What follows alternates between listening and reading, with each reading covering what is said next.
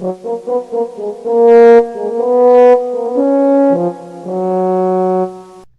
a todos y todas, ¿cómo les va? Hoy nos toca ponernos a conversar sobre el periodo operatorio concreto y el periodo formal, de pensamiento formal.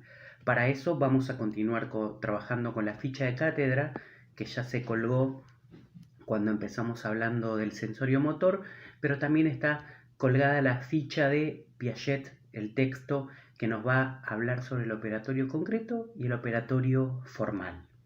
Antes de comenzar la clase de hoy, por si alguno no me conoce, soy el profe Jorge Prado.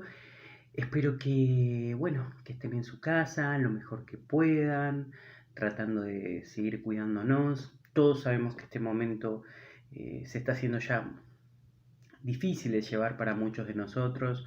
Nosotros estamos atentos a sus mensajes, a sus, a sus consultas, así que desde acá siempre la idea es transmitirle la mayor tranquilidad posible y seguir pensando juntos en esta educación que empezamos a trabajar con todo este emergente del aislamiento y seguramente en un futuro esto nos va a servir de mucho porque estamos siendo grandes pioneros, ustedes como estudiantes, como futuros docentes y nosotros de este lado. Bien, arrancamos. Como les decía, hoy vamos a continuar hablando de Piaget y la teoría psicogenética. En este caso nos toca trabajar con el periodo preoperatorio, no, perdón, con el operatorio concreto. Arrancamos con el operatorio concreto. El operatorio concreto es un periodo que se va a iniciar aproximadamente entre los 7 y los 8 años, hasta aproximadamente los 11 y los 12. La clase anterior con la profesora Canevari, nosotros habíamos cerrado con el preoperatorio. Tenemos que tomar características para seguir adelante, porque recuerden que a Piaget le va a interesar ver cómo se produce un salto de un conocimiento de menor complejidad a uno de mayor complejidad. Entonces, en el preoperatorio habíamos dado varias características, habíamos dicho que era un pensamiento egocéntrico, que el niño lo ve todo con su punto de vista, que era irreversible, ¿sí? Es decir, que solo podía detenerse en una característica. ¿Se acuerdan en la prueba de la masa, lo que la plastilina por ahí tenía más de largo? No podía ver que lo ganaba en ancho. Si la plastilina era más larga, ahí había mayor cantidad, por ejemplo. ¿Se acuerdan de esa experiencia? Después dijimos que era un pensamiento alógico porque no tenía la lógica del sentido común. Dijimos también que era un pensamiento basado en un razonamiento transductivo, no podía llegar a hipótesis generales, sino que podía pensar casos particulares. Bueno, el gran logro en el operatorio concreto, bienvenidos al operatorio concreto, va a ser que el niño y la niña van a lograr una mayor descentración en su pensamiento. Una mayor descentración en su pensamiento. Esto quiere decir que el pensamiento se va a volver reversible, va a ser reversible, es decir, que no solo ya se va a detener en una sola característica del objeto, sino que ahora va a poder tener en cuenta más de una variable a la vez. Sí, porque al estar más descentrado su pensamiento, al no ser más egocéntrico como era antes, va a poder tomar en cuenta diferentes variables, diferentes puntos de vista. Les doy un ejemplo para que sea más claro. La clase anterior, por ejemplo, nosotros habíamos visto en salita de 5 una clase de música. Yo les había dado algunos en el foro y la seño les había dado a los chicos instrumentos, ¿no? Les había dado una pandereta, les había dado un bombo y a uno le dijo, devolveme el instrumento, ¿sí? Y el nene le dice, yo no tengo un instrumento, tengo una pandereta. ¿Por qué? Porque el pensamiento aún es alógico en el preoperatorio, es decir, no puede tener en cuenta dos variables, no puede aún ver que una pandereta puede ser pandereta y también puede ser un instrumento.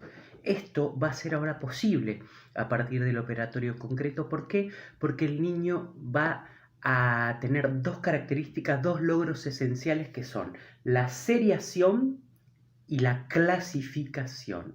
Les repito, la seriación y la clasificación. La seriación tiene que ver con que nace con la noción de número,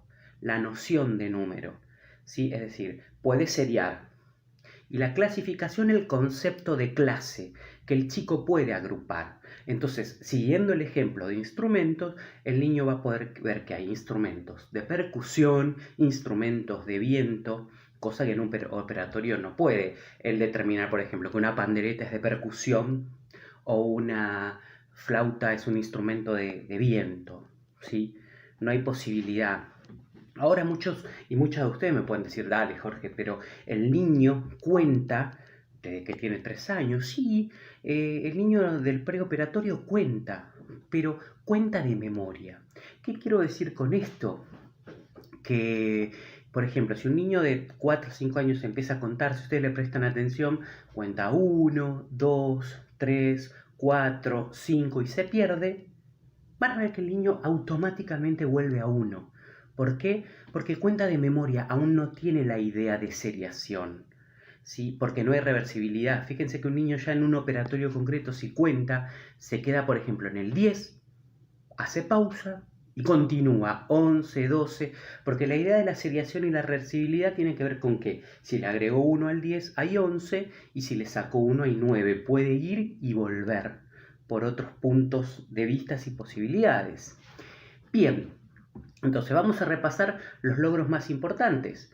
Como se detiene en otras características en este momento, puede ver otras variables. Por ejemplo, ustedes que van a trabajar en artes visuales, por ejemplo, si quieren trabajar con una pintura, va a poder tener en cuenta el alto de un cuadro, pero también el ancho, ¿sí? ¿Se entiende? Va a tener la idea de proporcionalidad. Piaget va a decir, por ejemplo, que a los 9 años surge la noción de masa, a los 11 años surge la noción de peso, y bueno, ya a los 13 va a surgir la noción tridimensional de volumen, ¿sí? Si bien este operatorio concreto, por eso se llama operatorio, porque el chico va a poder operar con la seriación y la clasificación, es concreto porque el chico aún necesita la presencia del objeto para poder operar con él.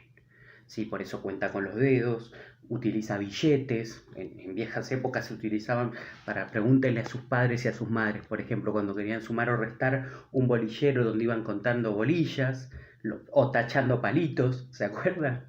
Buenísimo. Así que estas cuestiones son las más importantes que tenemos en el operatorio concreto, ¿sí? Pasamos al operatorio formal. Sí, en el operatorio formal nosotros lo vamos a ubicar aproximadamente entre los 11 y los 12 años, que va a coincidir con el comienzo de la adolescencia. Vamos a hacer una breve mención porque seguramente se lo trabaje o se lo mencione más bien en Psico 2 porque Psico 1 es niñez. Pero el pensamiento formal, la adolescencia, surge con el pensamiento abstracto, la posibilidad del pensamiento hipotético deductivo, ¿sí? Poder pensar lógicamente, proposicionalmente, sin la necesidad de que el objeto sea concreto, ¿sí? Puede ser abstracto. Por eso, como lo abstracto empieza a tener importancia, ¿sí? A nivel de logro cognitivo, el pensamiento abstracto, los ideales políticos, los ideales sociales, ¿sí? Es por lo que empieza a tener más interés el niño, ¿no? No ya por lo que es lo concreto en el aquí y ahora, sino por aquello que tiene mayor abstracción, como es la ideología, las cuestiones éticas y morales, muy propias de la adolescencia, ¿verdad? Bien, chicos y chicas, estas son las características más importantes entonces de los dos periodos que nos quedaron por trabajar, tanto del operatorio concreto de los 7 a los 12 años, como del operatorio formal de los 12 años en adelante. ¿Sí? Algunos autores hablan de un pensamiento postformal, que no es Piaget, pero bueno, donde el pensamiento tiene una mayor abstracción y mayor complejidad, esta cuestión de pensar en hipótesis, pero también podemos charlarlo en otras oportunidades. Bien.